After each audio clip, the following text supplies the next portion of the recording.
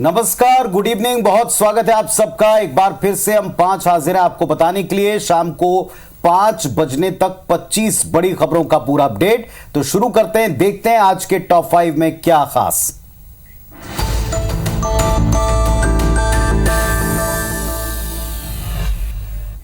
सबसे पहले एक ऐसे विवाद की खबर जो अब से पहले शायद ही कभी सामने आया। छत्तीसगढ़ में सरकार बदली, बंगले बदले और पूर्व मंत्रियों ने अपने बंगलों को खाली किया।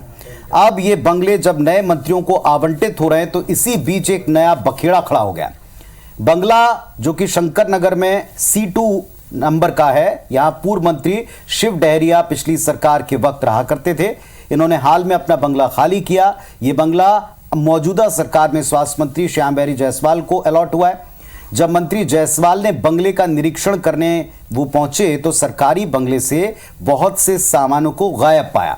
बंगले से सेंट्रलाइज AC का duct, AC, modular kitchen, chimney, TV, decorative lights के साथ साथ लगे हुए पोल, लोहे के दरवाजे, एंट्री गेट, पार्टीशन तक सब कुछ गायब मिला।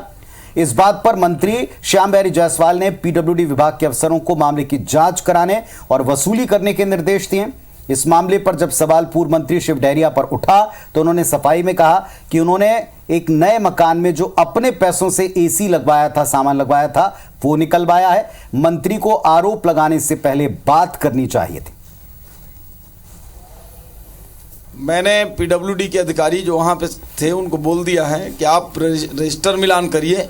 यदि वहाँ से गायब है तो जो भी दोषी है उसके ऊपर आप कार्रवाई कराइए, FIR करवाइए, जांच करवाइए, रिकवरी कराइए, कुर्की कराइए। इस प्रकार का घटना बड़ा दुर्भाग्यजनक है। जिसने भी जानबूझ कर किया है, मैं पूर्व मंत्री जी को नहीं कह रहा हूँ, अब उसमें अब किसका दोष है तो जांच के बाद ही आएगा। माननीय मंत्री जी को तो सबसे पहले जिन लोगों ने सामान इशू किया उनसे पूछ लेना चाहिए, या नहीं पूछ सकते तो मुझसे पूछ लेना चाहिए था। और इस तरह का आरोप लगाना गलत है। जो AC लगे हुए थे वो सारे मेरे थे, उस तरफ रेसिडेंस वाले जो AC थे वो मेरे थे, और TV लगा था वो मेरा था। ये तो जानकारी उनको पहले PWD से ले लेना चाहिए।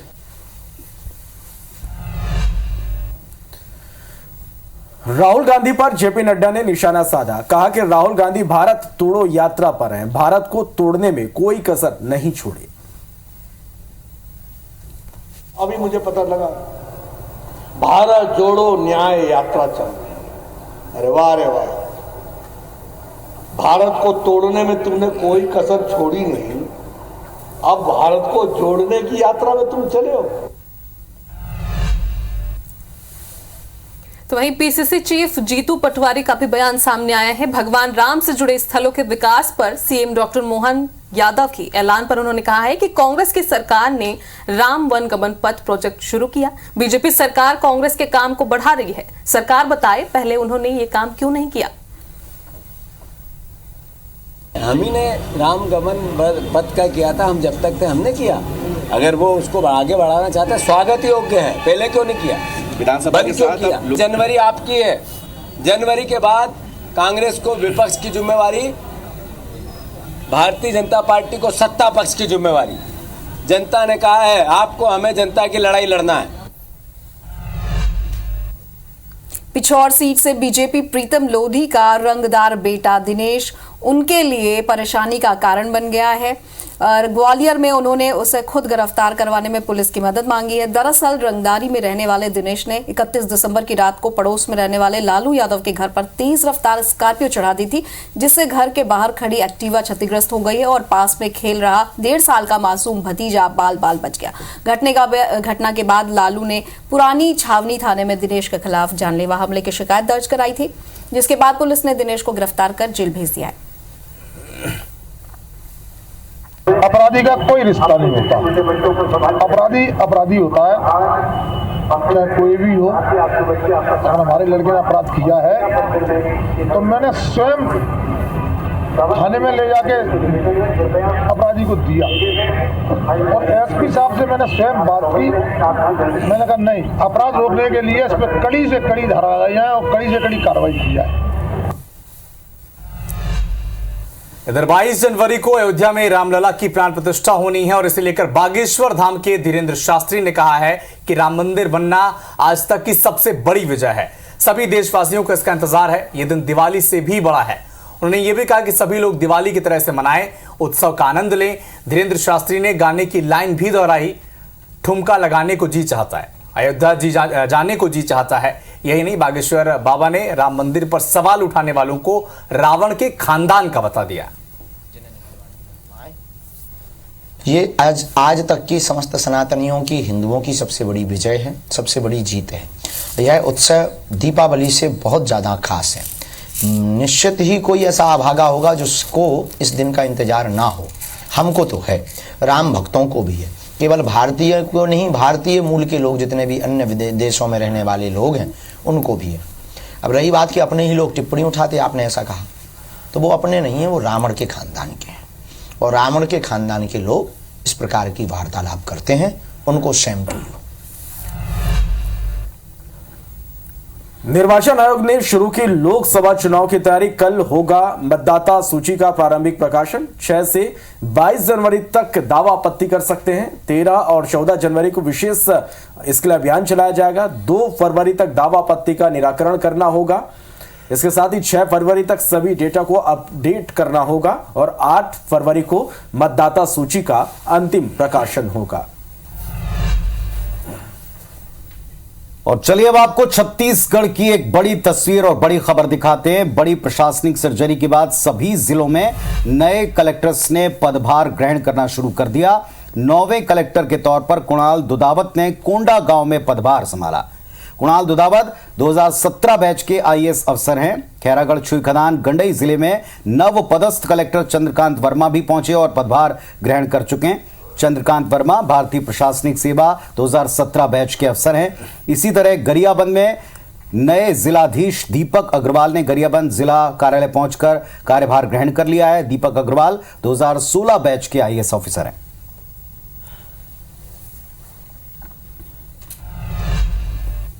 राशन घोटाले के मामले में प्रवर्तन निदेशालय की टीम पश्चिम बंगाल में लगातार छापेमारी कर रही है। इस दौरान ही शुक्रवार को ईडी की टीम छापेमारी करने उत्तर 24 परगना पहुंची, लेकिन ईडी की टीम को यहां ग्रामीणों की भीड़ ने घेर लिया और उन पर हमला कर दिया।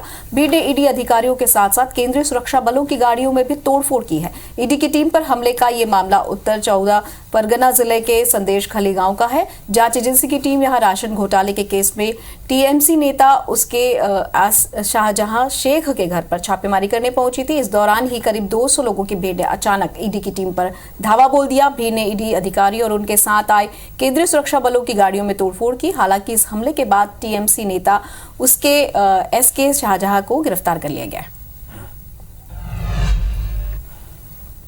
तो वहीं हरियाणा में भी ईडी ने बड़ी कार्रवाई की है। आईएनएलडी पूर्व एमएलए दिलबाग सिंह के ठिकानों पर दबिश दी गई। कार्रवाई में 5 करोड़ कैश और 3 किलो सोना बरामद किया गया है। नकदी गिनने का काम अभी भी जारी है।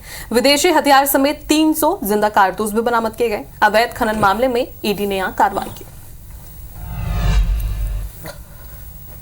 जान से मारने की कोशिश पर आर्म्स एक्ट में आरोपी देवास के शहर काजी अबुल कलाम को गिरफ्तार करने के बाद पुलिस ने विशेष कोर्ट में पेश किया। जान सुनवाई के बाद कोर्ट ने शहर काजी को 1 दिन के पुलिस रिमांड में भेज दिया। शहर काजी का एक वीडियो वायरल हुआ था जिसमें वो बंदूक लेकर एक युवक के पीछे दौड़ रहा था। वीडियो के सामने आने के बाद हिंदूवादी संगठनों ने हंगामा किया। वारदात को अंजाम देने के बाद शहर काजी मौके से फरार हो गए थे। पुलिस ने उस पर 5,000 रुपए का इनाम भी घोषित किया था। पुलिस ने वारदात में इस्तेमाल पिस्टल भी जब्त कर ली है। भोपाल जीएमसी में डॉक्टर अरुणा कुमार की वापसी अब नहीं होगी। डॉक्टर अरुणा कुमार का ट्रांसफर अब निरस्त कर दिया गया है। जूनियर डॉक्टर्स के विरोध के बाद यह आदेश निरस्त किया गया। दरअसल डॉक्टर अरुणा कुमार संचालनालय चिकित्सा शिक्षा विभाग में ही रहेंगी।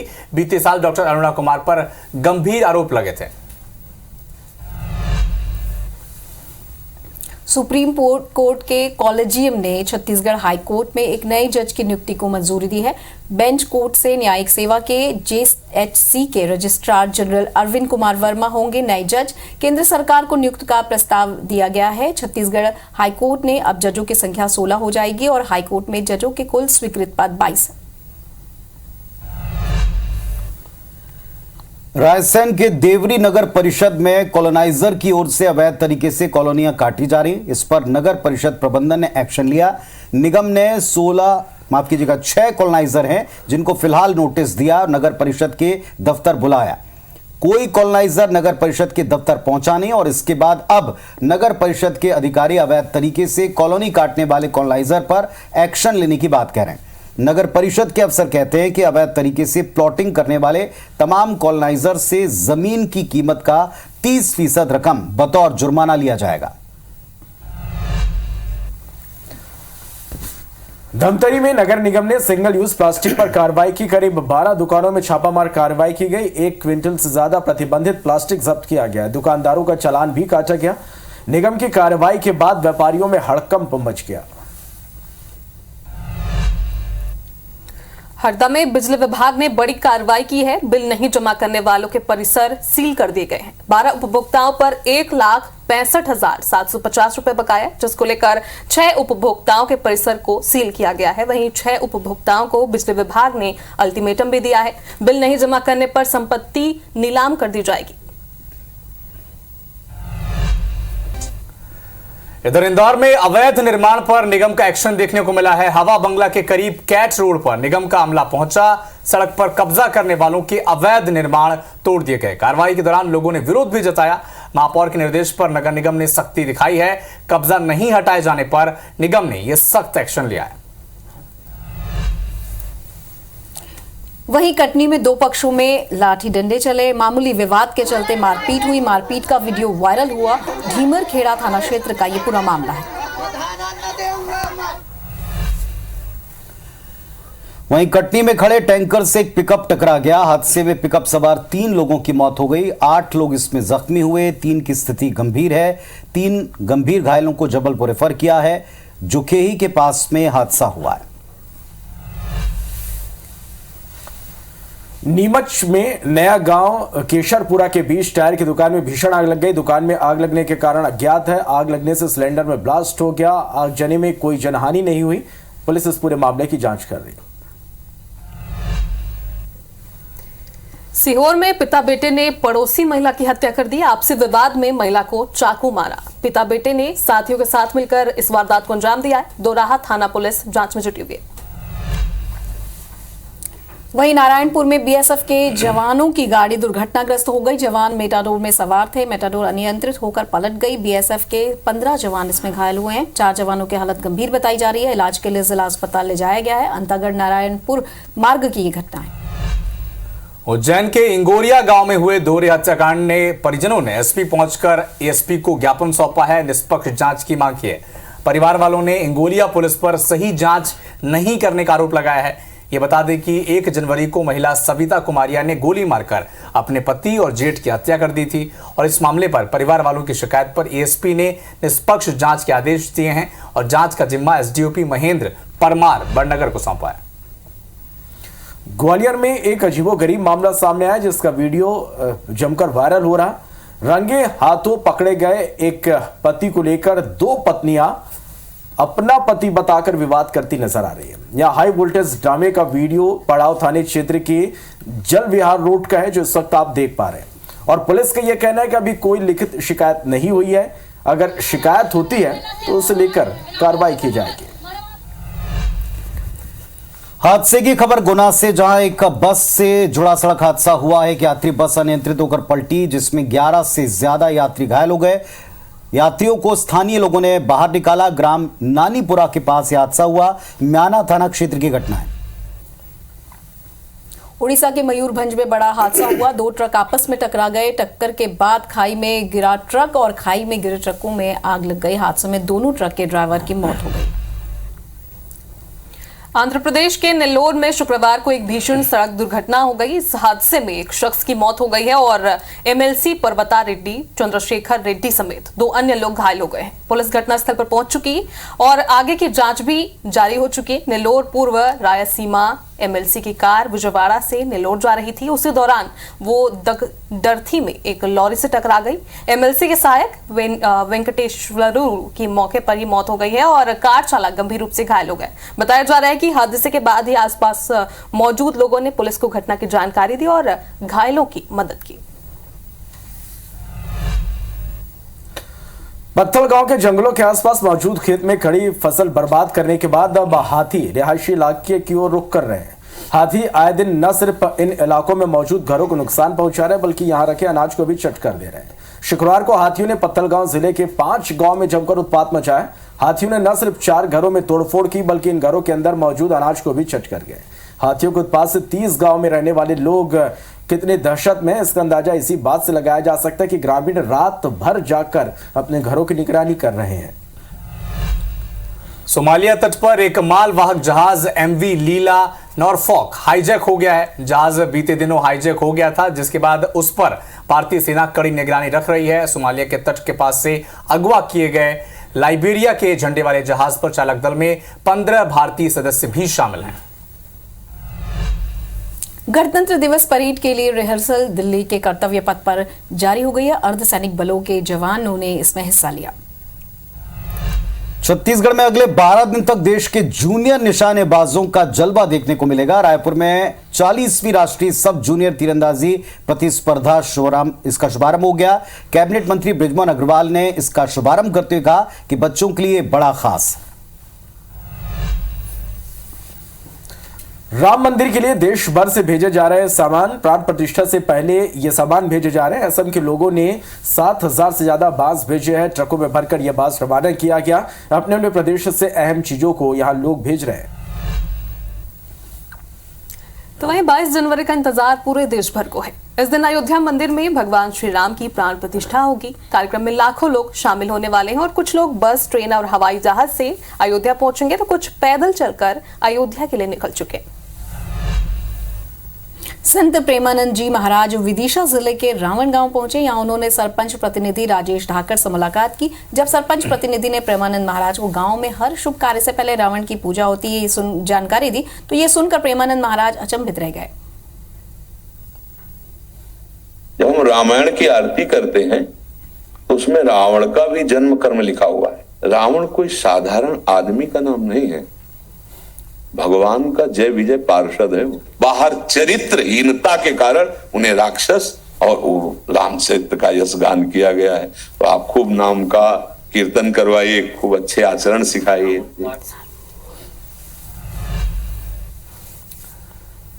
तो देश में सर्दी सितम ढा रही है। लगातार चल रही ठंडी हवाएं, सुबह घने कोहरे और दिन भर गिरते तापमान से जनजीवन प्रभावित है। तापमान में गिरावट दर्ज की जा रही है। कई राज्यों में ठंड के चलते स्कूलों में छुट्टियां भी दे दी गई हैं। ये 8 जगह की तस्वीर आपके सामने। मौसम विभाग ने शीतलहर के लिए 2 दिनों का रेड अलर्ट जारी किया है। इन तस्वीरों के जरिए देख सकते हैं कि देश में अलग अलग हिस्सों में सर्दी की स्थिति, ठंड की स्थिति कैसी है। तो एक तरफ उत्तर भारत में कड़ाके की सर्दी है तो दूसरी तरफ छत्तीसगढ़ में सर्दी की विदाई शुरू हो गई है। मौसम वैज्ञानिकों के मुताबिक छत्तीसगढ़ के उत्तरी हिस्से में 1-2 स्थानों पर हल्की बारिश के आसार हैं।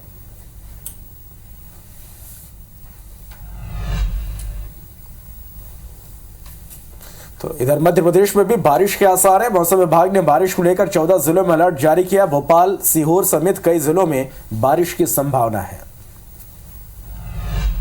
यूपी अपडेट की